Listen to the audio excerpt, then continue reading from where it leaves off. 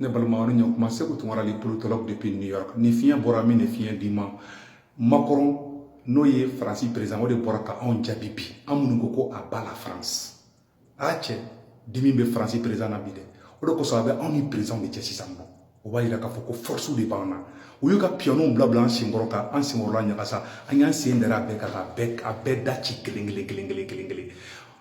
dimi sabali be Macron na bi awani Amérique président de Fanabe ou kumena chiata bi fana meno fana vidéo kala metla courage bi vidéo en kalide Amérique président ko France président ma ko terrorisme munu fagara Syrie ko terrorisme munu mena ko nationalité française de Atlantique be bolani européen o fana vidéo be metla ko fana kala pour ka don France ye den qualité mu o be ka baraji munu ge wala jamana ka o ye mu fo Macron diki tege ko jugu parce que Mali Niger Burkina Faso olu chiko ou te France fait donc au lieu comment nous faut nos digili mbala ay jabu munke Macron nga jabi amno kala ko la jeflo. Nous devons à très court terme reclarifier le cadre et les conditions politiques de notre intervention au Sahel. D'abord et avant tout avec les 5 États africains membres de G5 Sahel. J'attends d'eux qu'ils clarifient et formalisent leurs demandes à l'égard de la France et de la communauté internationale. Souhaitent-ils notre présence? Ont-ils besoin de nous? Je veux des réponses claires et assumées sur ces questions. Je ne peux ni ne veux avoir des soldats français sur quelque sol du Sahel que ce soit, alors même que l'ambiguïté persiste à l'égard de mouvements anti-français, parfois portés par des responsables politiques. Macron bora ka kuma mun fɔ san Macron ko vraiment ko ka jamana sere no de niveau minabi ko a sera ko G5 Sahel o jamana durun yaro Mali ni Niger ni Burkina ni bebola ko o maw de wulembe bi Mali kelente de horon de munu me Mali horon de munu me Burkina ani horon de munu me Burkina e fenga Niger munu nye samuru to shiuye munu nye maba shiuye munu ko kante son to buga jonyama olu de wulembe bi ko farasi jogo mai kana na prévu bela jelenye ka vidéo ka fembe ira u be ka jogo mi ke tege so abe teme pour na ministre de la défense ko kana u ka avion pan olu ka sanfela kuna ka ta u ka kan ro fanfela olu mo u averti 48 heures avant ni dalente mo le to kuma façon fo c'est à dire que Burkina do tegele me France la Niger mo tegele mula Malien tegele mula uyuka pionu blanc singoranya sendero beka o shima marché président contrôle yere de borasan ka on jabi alhamdulillah ne banmaw aka kuma la ayira ko Afrique président kana o ka position fort Ibrahim Bokar Keita no e Mali président yi ani Burkina président Kabore ani Niger président Issoufou ko lu beka o ka jabi de ale ma naka soro ale ka surasu be to olu ka dugu la wena to ko parce que kale ka surasu commandi olu ka dugu do nye ko politicien do bo olu ka dugu la ko lu be ka olu ka jamana don hakili yelema ko bla Francis surasu contrôle la o koro ye mu yesa ba do o bena ni président de wule sanno ko bla wi reka opposant na opposant mun ko Francis may Omar Marko na ngona su donc o bena ibeka wule di sanno Omar Marko ko do ke Omar Marko la o bena ou président de chou ou bla on na parce que Macron diminué Macron be fait de ka mugu ci on na kan faga ni ibeka ya on faga bi Macron be tegere fo Macron be marba ya sa don ben camarade ben le cerveau il faut pas baisser les bras en bas ko Omar Marko en bas ko Soumaïla Cissé ay wuli aka chesri au beka au double bon Salif Keita kumna il est temps que Malien yere ka wuli ten ka France dénoncer France ja tegele be bi oui parce que demi sabade donné be France là France taraka dien force be tarata Mali noir là on m'a se ka clan jusqu'à présent les Maliens résistent c'est vrai pour moi so anga don kilal mais ou ba don fana kilal yere fana majorité fana be farafine fana ye olu fana te MNLA fait MNLA il diaboyale be ko siki kilal kaw kuna Malien ou be imagine mu yira on ou be tamaseke muso dama de irana demisenu irana mais ou te son la population roto irana toutes les images là sont fausses ne do fo onyana bi donc il a tembe sur le terrain où il est beau ba donc ni maw ko mani mo yi donc oui échec flana fana jume tuni ou be ka jejugu kolonya mun ke kam balikante donc kidale kam balikante dialogue ni Amadou Koufa kam balikante dialogue ni Iyad Akali parce que ni Mali ni Iyad Akali kumana bi ni Mali ni Amadou Koufa kumana bi kele bani do yi fa France ba ka karaw kasaw ko na fa fo tout là Mamadou Diko ye o kɛ waati min na o émissaire ngo France to sanfɛ ka misiri kɛ ko ka mobili bon ko faga o ma dogo malien non ni mɔgɔ dɔ y'i jɔ ko prévu ko aw ye échec ta koyi aw doni bo kun ka jugu ni ku bɔrɔ ye u bɛ kule de la don ba ko olu fato prévu pour mourir a ye échec ta koyi aw ni président de cɛ sisan non parce que an ye barikadenw de voilà a ye échec ta koyi aw b'olu mun ka baara la u tigɛra aw la déjà et ma président de bɛ ka bɔ k'anw jaabi ça veut dire que ça ne va pas. Donc, avant le président de Tchè, et Maliens ne veut qu'à Francis Soros, parce que Maliens, on a commencé à faire un peu de temps.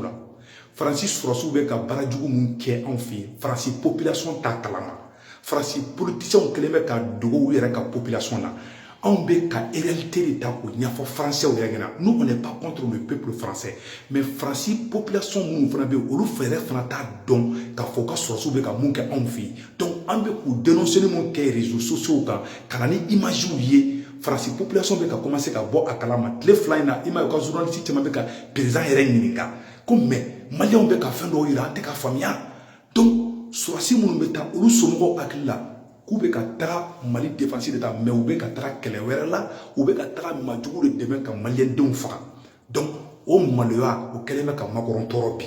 le fait qu'an be ka beaucoup fort abe fait ibeka ka on bali orila ibeka iwole kunte dorei makoronya awla je pitini makoronya awla je demission fitini ko aw kana ka makoron pitini bla koroni en game o ki jo aw yomo chakoroba ma ka aw ka déplacer ka bo Afrique ka ta ayure expliquer alengena imado atekera awla mena te jigi makorona ne be jigi awrila aw mangana hali déplacer ka ta makorona ni na kan na me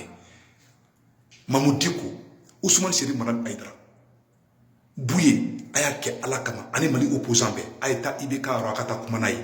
ante Francis Soros ou fait bi en tout fait chini ou ka ta amena ni irisiwi en tout fait bi en tout fait o temene ko fe ka bola wolin de dore frantouni ka président de la République ko chou au bla jamana dona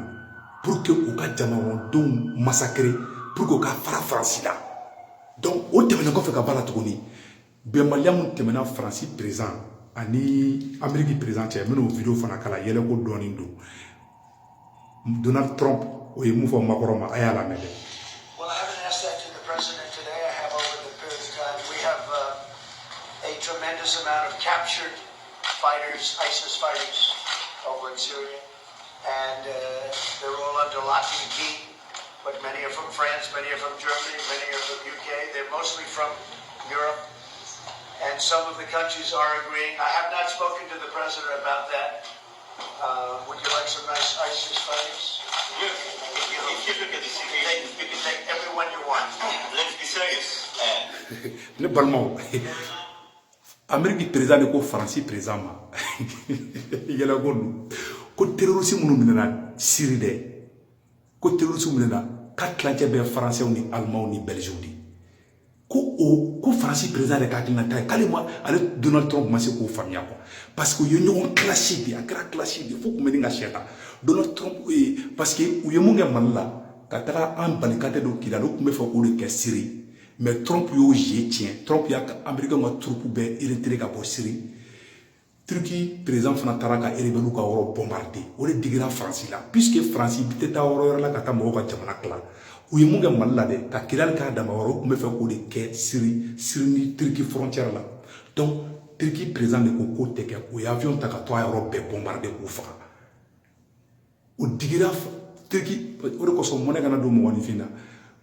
Turquie président ko koni moma yi jwale ale bi bombarder ka teme France ko Amérique ko ale data la Donald Trump ko fengema Macron ma France président ma Amérique président ko France président ma ko terrorisme mun na katlanche be ka jamana dondi ko moke ko kuma la ko c'est-à-dire aya nyafana ka yo ñon classique donc France monele ba de be le fait que au masse ka pouvoir sur Syrie le fait que ma se ka Syrie fara ma se ka Turquie ni Syrie yoro nu fara ka Kurdu ka yoro buma o monnaie bula parce que Trump yo tient donc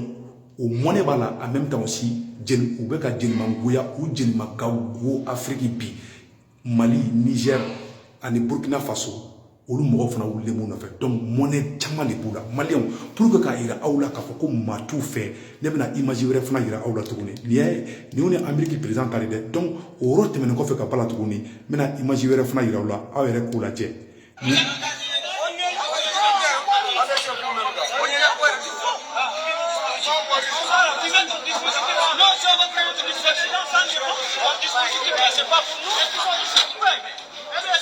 que nous on va vous agresser? Est-ce qu'on a dit que nous agresser? Parce que vous êtes très cher.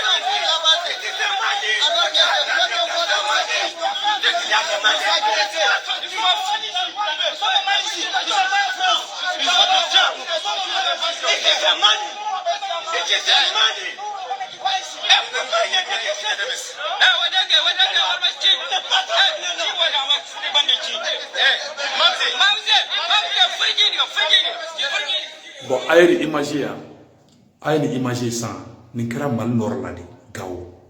ni jeunesse ni ou beka korobro quand ni font l'effort, ou tout fait dit, donc au cas kera nyami bon, j'ai l'impression que ni kera mal là de, bon, nous ne be terrain, nous ne Francis Ross nous ne ko tout fait, nous ne be information di ama, oh ne nous ne prévu no faire, aïta nord là, aïta tombutu ka ni ba ta mo wera ni Gao, nous be prévu d'homme. Donc, ce que vous avez vidéo là, c'était juste pour vous informer qu'à fond, ni de Kibara Koumé pour Niafo Bela Djelengana, Mali Jeunesse ou Mali Société Civile a un marché organisé avant le 15 décembre. Avant le 15 décembre, parce qu'il est temps qu'il y ait un Français qui ait un Doula. Vraiment, c'est que vous avez mis son dialogue baby, quand une vidéo qui a Bela Djelé informé, Oumar Marco, a un boulot de camarade Ben de cerveau, aussi qu'un boulot de ils ont déjà échoué. Mais on a la force aujourd'hui parce que Djembe Français Corodon, Amérique présent